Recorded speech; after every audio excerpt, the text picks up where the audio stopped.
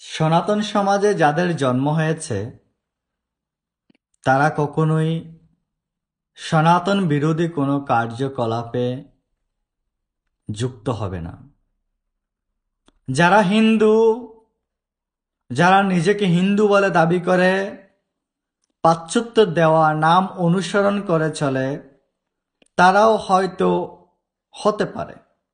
কিন্তু যিনি একজন প্রকৃত সনাতনী, তিনি কখনোই সনাতন শাস্ত্র বিরোধী, সনাতন বিরোধী কোনো কাজের সাথে জড়িত হবে না।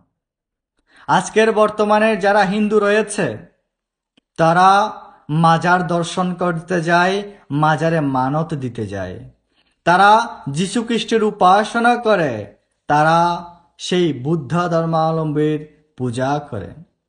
কিন্তু সনাতন সমাজে সনাতন ছাড়া অন্য কোনো কারো উপাসনার জন্য আপনাকে কোনো ধরনের উৎসাহ করা হয় না। আপনার সনাতন ধর্মে এত এত দেবদেবী রয়েছে, এত এত অবতার রয়েছে, এত এত বিভূতি রয়েছে, এত এত শক্তি রয়েছে, তারপরেও আপনি আপনার ধর্মকে না জেনে আপনি বাইরে কিভাবে যাচ্ছেন? বাইরে যখন যান তখন তারা যখন আপনাকে প্রশ্নবিদ্ধ করে, তখন আপনি কি সেই প্রশ্নের সম্মুখীন হতে পারেন?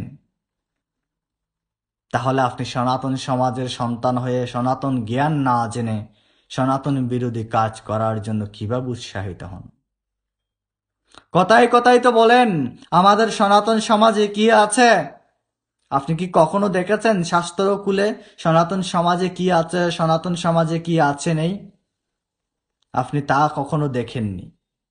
কারণ আপনার থেকে সনাতন সমাজের যে নিয়ম কানুন, যে কথাগুলো, সেগুলো দেখার মতো আপনার কোনো সময় আপনার কাছে নেই।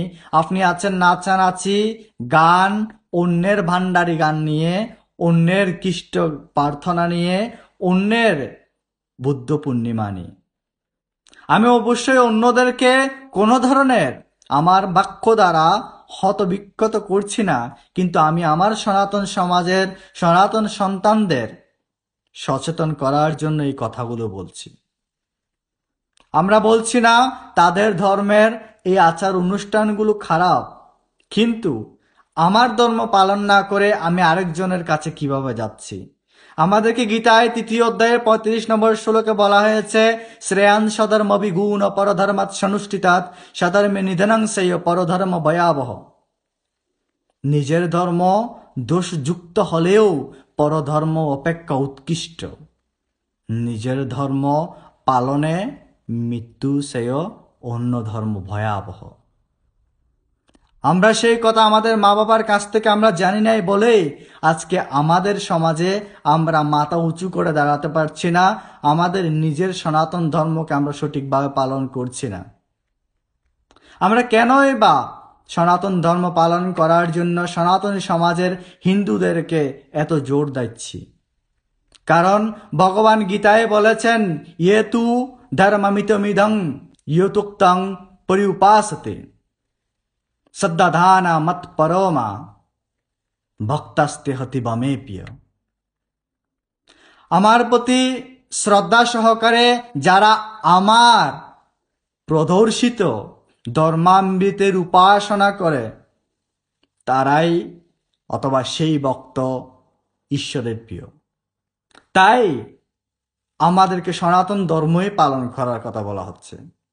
ঈশ্বরের প্রদর্শিত ধর্ম, ঈশ্বরের প্রদর্শিত ধর্ম আমাদের কাছে শুধু সনাতন ধর্মই ছাড়া অন্য কিছুই নয়। আমাদের সনাতন ধর্ম উৎকৃষ্ট, যা ছিল, আছে, ভবিষ্যৎও থাকবে, যার কোনো বিনাশ নেই, না হয়েছিল। তাহলে আপনি কিভাবে অন্যান্য ধর্মদের কাছে নিয়ে মাথা টেকাচ্ছেন? আপনার জ্ঞান নেই। যদিও আপনার জ্ঞান নেই, আপনার জ্ঞানকে আপনি জাগ্রত করতে চেষ্টা করছেন না কেন? আপনার জ্ঞানকে আপনি জাগ্রত করার চেষ্টা করুন। হ্যাঁ সনাতনী সন্তান, তুমি যদি জাগ্রত না হও, তোমার সন্তান অবশ্যই খারাপ পথ লক্ষ্য করবে। কারণ তোমার সন্তানকে পথ দেখানোর জন্য তুমি সেই জ্ঞান অর্জন করছো না। তাই তোমার সন্তানকে জ্ঞান অর্জন করানোর জন্য, জ্ঞান দেওয়ার জন্য আপনাকে জ্ঞান অর্জন করতে হবে। নমস্কার। ভালো লাগলে ভিডিওটা শেয়ার করবেন।